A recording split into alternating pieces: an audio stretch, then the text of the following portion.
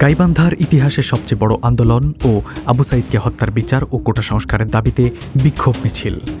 কোটা সংস্কারের দাবিতে আন্দোলনরত শিক্ষার্থীদের উপর হামলার প্রতিবাদ ও কোটা বাতিলের দাবিতে গাইবান্ধায় বিশাল বিক্ষোভ মিছিল করেছেন সাধারণ শিক্ষার্থীরা।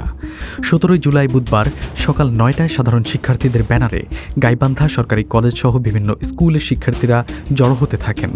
এরপর গাইবান্ধা সরকারি কলেজ থেকে বিক্ষোভ মিছিল শুরু করেন তারা। মিছিলটি গাইবান্ধার প্রধান সড়ক দিয়ে 1 নম্বর রেলগেট হয়ে ফিরে যায় স্কুলের দিকে। আমার ভাই মরল কেন? প্রশাসন জবাব দে। আমার ভাইয়ের রক্ত বৃথা যেতে দেব না।